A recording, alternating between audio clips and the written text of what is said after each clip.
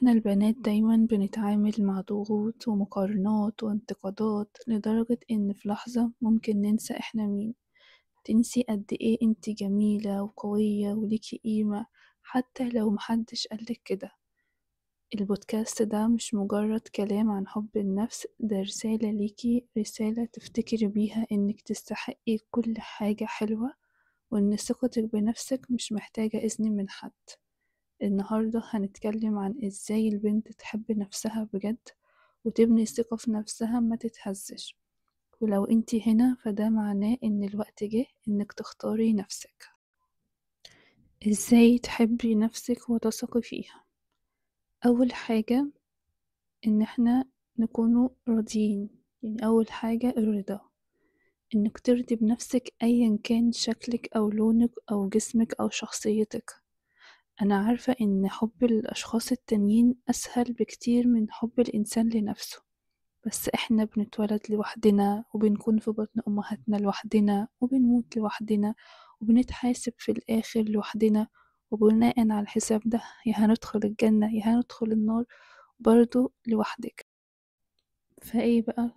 يبقى نشتغل على نفسنا ونحبها ونحاول نوصلها للصورة اللي احنا حابين نشوف نفسنا فيها. بس أهم حاجة ابعدي عن صورة المثالية، عشان مفيش حد مثالي. لأني بشوف اللي هو عايز يكون مثالي ده بيكون بيدور على الكمال، والكمال ده عمر ما حد فينا هيوصله، لأن الكمال لله وحده سبحانه وتعالى. فما تحطيش صورة المثالية قدامك ان انت عايزة تبقي مثالية عشان تحبي نفسك.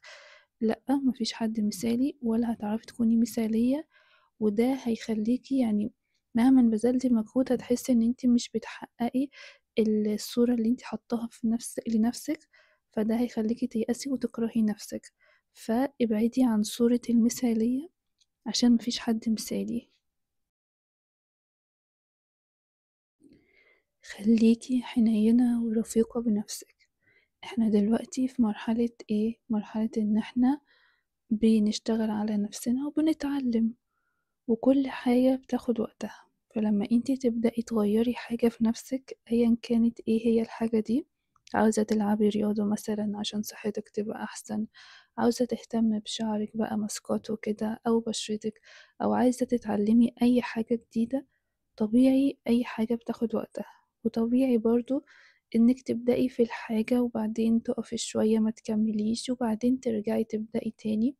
بس أهم حاجة زي ما قلنا قبل كده في حلقة ازاي تبقي أحسن نسخة من نفسك، أهم حاجة قلناها ايه؟ الاستمرارية، انك تستمري. ده أهم من كم الوقت اللي انتي أخدتيه في تعليم الحاجة دي قد ايه مثلا.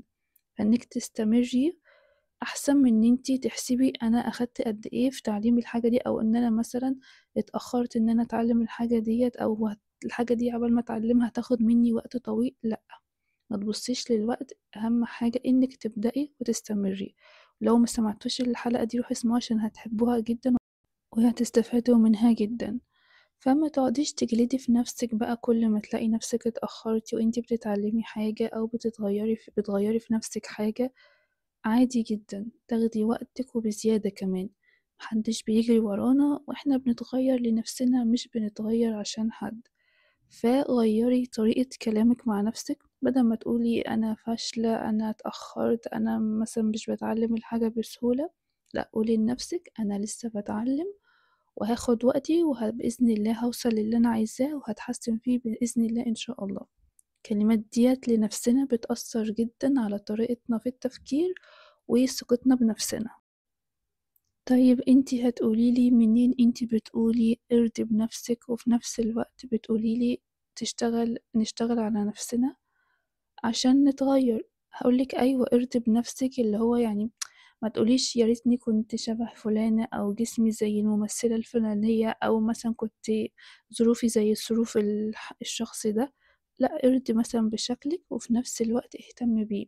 يعني مثلا حد عنده عربية فخمة جدا، هل بقى عشان هي عربية فخمة ما يهتمش بيها ويسيبها مطربة على طول ومش بينضفها ويقول هي كده كده عربية فخمة؟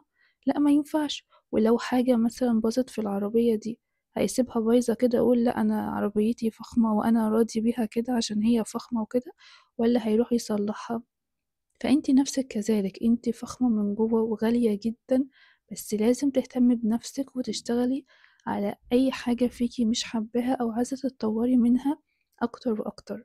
فإن إحنا نشتغل على نَفْسنا ده مش معناه إن إحنا مش راضيين عن نَفْسنا، لأ، يعني إحنا في حياتنا عامةً يعني بنتطوّر، ما حدّش فينا بيفضل صغير baby، ما حدّش فينا بيفضل مراهق، ما حدّش فينا بيفضل كبير، فهي طبيعة الحياة إن إحنا بنتطوّر وبنتغيّر. فهل مثلًا أنتِ مش راضية إن أنتِ تفضلي صغيّرة عشان كده كبرتِ والّا أنتِ لأ، هي دي طبيعة الحياة، فإن إحنا نرضى بنفسنا مش معناه إن إحنا ما بنهتمش بنفسنا أو ما نشوفش إحنا إيه مش حابينه فينا وبنغيّره، لأ، الاتنين مش عكس بعض، الاتنين بيأدّوا لبعض.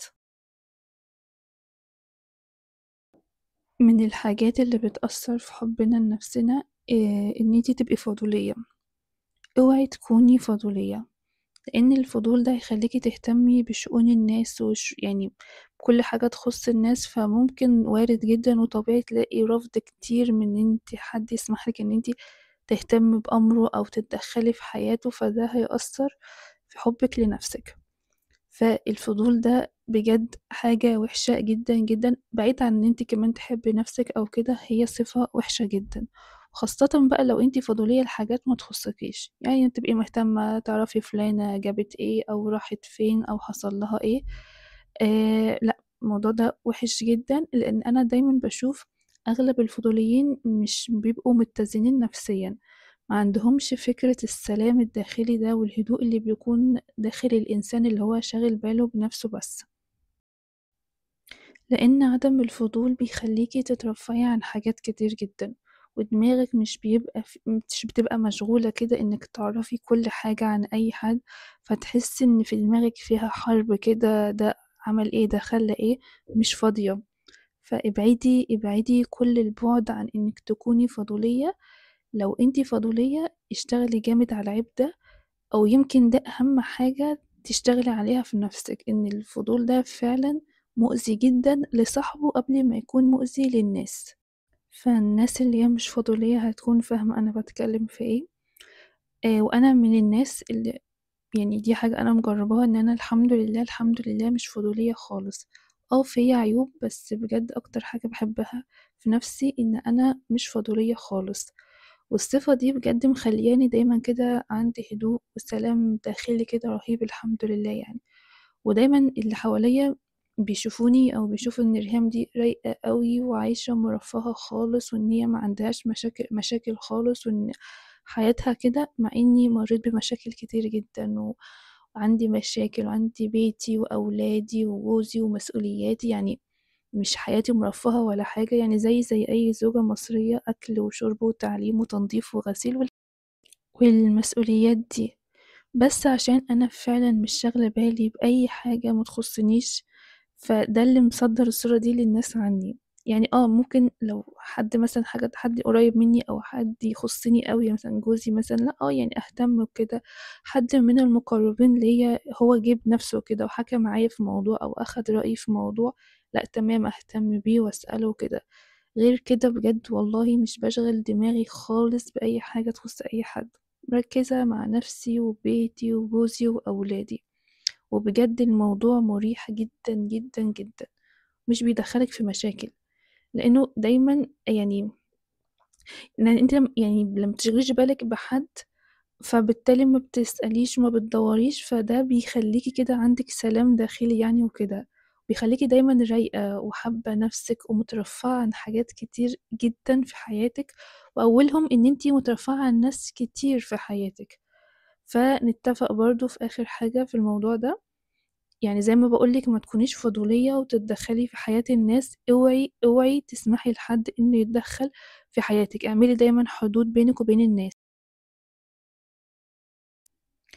ما تقارنيش نفسِك بحد، قارني نفسِك بس بنفسِك، يعني تشوفي نفسِك النهارده زي امبارح، زي الشهر اللي فات، غيّرتِ حاجات في حياتِك والّا لسه الحاجات اللي بقى لها شهور عايزة تغيّريها غيّرتيها والّا لسه ما بدأتيش فيها أصلًا؟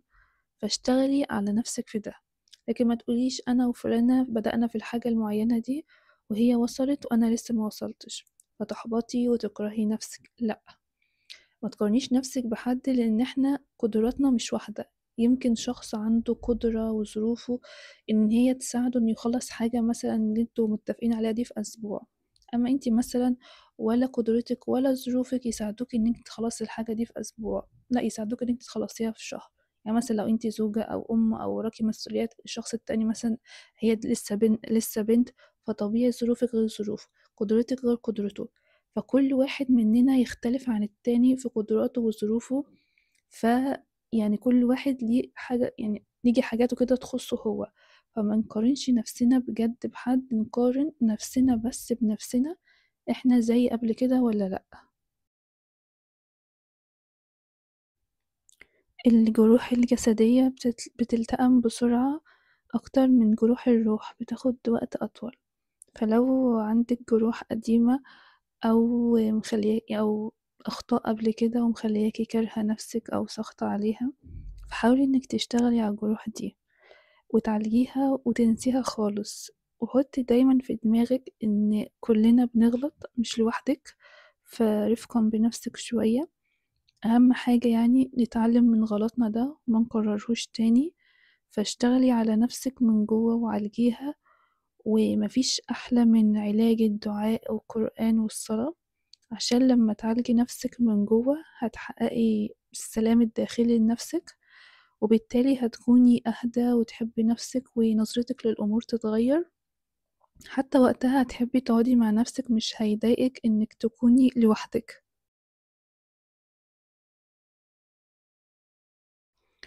اعملي حاجات أنتِ بتحبيها وبتريّح أعصابِك وبتهدّيكِ نفسيًا، يعني مثلًا اقري كتاب، حاجة أنتِ بتحبيها. أو لو بتحبي تشربي قهوة، اشربي قهوة كده بهدوء كده وفي مكان يا بقى لو في زرع وشجر وكده، اتمشي في الطبيعة بين الأشجار والزرع وتأملي في الحاجات دي، الحاجات دي فعلًا بتريح النفس جدًا وبتخليكِ هادية كده، والحاجات دي يعني فعلًا بتغير المود جدًا، الشجر والزرع والخضرة والحاجات دي، فيعني اعملي عالم خاص بيكِ كده، تفصلي بيه بعيد عن الناس والدنيا.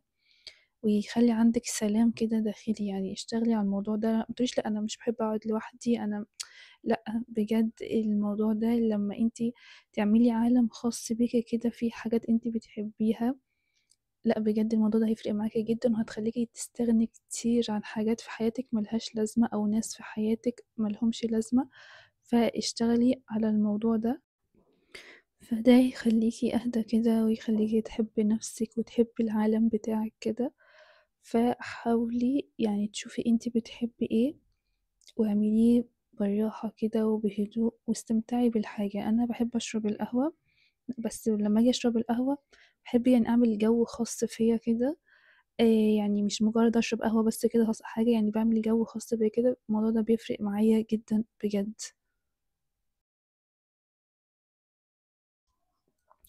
التوسط في نظرتنا للأمور يعني إن إحنا مش معنى إن إحنا نحب نفسنا فنشوف بقى إن الدنيا وردي هتبقى وردي على طول ومش هيكون في مشاكل وكده، أو لو مثلًا إحنا كارهين نفسنا فنشوف بقى إن الدنيا سودا على طول ومليانة بالمشاكل، لأ، نشوف كل حاجة في حجمها الطبيعي.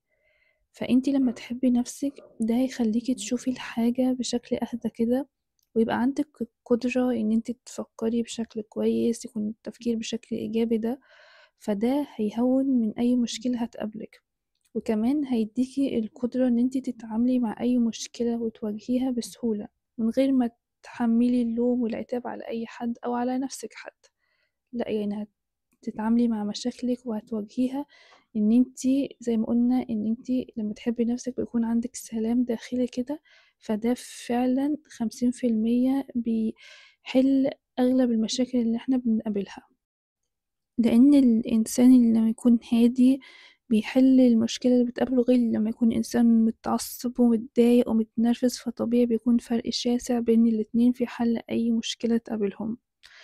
غير كده بقى النوم بساعات كافية، وفي وقت النوم، يعني مثلًا ما حدش ينام مثلًا من 5:00 الساعة 13:00 ويقول لِك أنا نمت كفاية لأ، نوم اللي هو وقت النوم المضبوط اللي هو من 10 أو 11 بالليل للفجر، لو الفجر بيبدأ مثلًا الساعة 5. ده بيفرق جدًا برضه في نَفْسِك يعني، وإنِّك تاكلي أكل صحّي.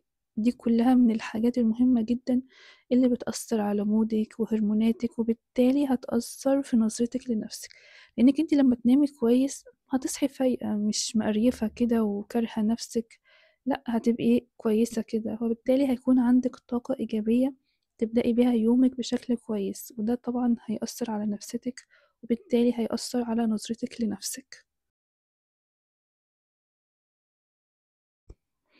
لو في حد في حياتِك بيقلل منِّك أو دايمًا بيديكِ صورة وحشة عن نفسِك، ابعدي عنه فورًا، طلّعيه من حياتِك خالص، ولو كان حد قريب منِّك يعني مش هينفع تطلّعيه من حياتِك ومضطرة إنِّك تتعاملي معاه، اعملي لنفسِك حدود قوية جدًا بينِك وبينه، عوّدي نفسِك كده دايمًا وعلّميها فكرة التخلّي. بجد أي حد بيستنزف مشاعرِك ووقتِك في الشكوى والنظرة السلبية للدنيا أو بيقلل منِّك بطريقة مباشرة أو غير مباشرة أو بيسوّد الدنيا دايمًا في وشِّك، طلّعيه من حياتِك، عشان يعني أنا باشوف الناس السلبيين دُولة بيخسّرونا حياتنا ونَفْسنا دنيا وآخرة، يا ريتها دنيا بس، ده دنيا وآخرة، تلاقي في الدنيا يسوّدوا الدنيا في وشِّك ويخلّوكِ كده واقفة مكانِك عشان أنتِ بتبقي شايفة إن الدنيا سودا دايمًا من كلامهم، ودايمًا وقتِك مشغول بيهم، يعني مشغول بالكلام معاهم وكده في الشكوى والمشاكل والقيلة والقالة، فمش بيكون عندِك وقت تفكّري في نَفْسِك أو إن أنتِ عايزة تعملي إيه أو أحلامِك إيه أو كده، فيبقى مسحولة معاهم في المشاكل والطاقة السلبية بتاعتهم دي. ده غير بقى لو في كلامهم القيل والقال، وده يعني عمل وده سوّى، فتدخلوا بقى إيه في بند الغيبة والنميمة. فتيجي في الآخر تلاقي نفسِك في الدنيا محققتيش حاجة لنفسِك، ضيّعتِ حياتِك في الكلام بس مع الناس دي، والشكوى والقيل والقال، وفي الآخرة تلاقي حسناتِك كلّها راحت للناس اللي أنتم اغتبتوهم ونمّيتوا عليهم، فتخسري آخرتِك برضه. فبجد البُعد عن الناس دي غنيمة، تكسّبِك دنيا وآخرة، لكن صُحبتهم تخسّرِك دنيتِك ووقتِك ومشاعرِك وطاقتِك، وفي الآخرة وده الأهم برضه تلاقي نفسِك خسرتِ آخرتِك. فابعدي فورًا عن الناس دي عشان ما تخسريش ولا دنيتِك ولا آخرتِك، وركّزي مع نفسِك وشوفي أنتِ عايزة تعملي إيه وابعدي عنهم. كل مرّة بتجرّبي حاجات جديدة تنجحي فيها حتى لو صغيّرة، ثقتِك بنفسِك بتكبر وبتزيد. يعني مثلًا اتعلّمي حاجة جديدة، اكتبي، بجد الكتابة دي يا جماعة سحر، بجد اتعوّدوا تكتبوا أهدافكم في ورقة حتى لو بسيطة. وشوفوا الموضوع هيفرق معاكم إزاي، ويا بقى لمّا مثلًا كل ما تخلّصي حاجة تروحي كده تعلّمي عليها، ويا بقى أكتر وأكتر لو في آخر اليوم كده تلاقي مثلًا أنتِ حاجات كنتِ عاملاها لنفسِك في اليوم وأنتِ مشخبطة عليها كلّها كده، بجد الموضوع ده إحساس رائع جدًا وبيخلّيكِ تنجزي وبيدّيكِ ثقة في نفسِك كبيرة أوي. مثلًا اعملي مشروع صغير لنفسِك، اتكلّمي قدّام الناس لو أنتِ بتنكسفي تتكلّمي قدّام الناس، بجد جرّبي تعملي أي حاجة جديدة الموضوع ده هيفرق معاكِ جدًا، جدًا، جدًا، وهيزوّد ثقتِك في نفسِك، وهيخلّيكِ بالتالي تحبّي نفسِك أكتر وأكتر. وأخيرًا سامحي نفسِك، كلنا بنغلط، متعلّقيش نفسِك في الماضي، خُدي منّه دروس وكمّلي، لإن بجد حُب النفس الحقيقي بيبدأ لمّا تبطّلي تحاربي نفسِك، وتفضلي يعني معلّقة نفسِك في الماضي. حبي نفسِك ما تحاربيهاش واحدة واحدة عليها بالراحة، هوّني عليها، خلّيكِ يعني حنيّنة عليها ورفيقة بيها، مع كل الحاجات دي إن شاء الله بإذن الله يعني هتثقي في نفسِك وتحبيها. لو أنتِ استفدتِ من الفيديو وشايفة أختِك أو صاحبتِك أو قريبتِك عندهم المشكلة دي إن هُم مش بيثقوا في نفسهم أو مش حابين نفسهم وأنتِ يهمِّك أمرهم، ابعتي لهم الفيديو ده، متنسيش تعملي اشتراك للقناة، ولو عندِك أي comment اكتبيه لي وأنا إن شاء الله بارُد عليكم. مع السلامة وأشوفكم في حلقة جديدة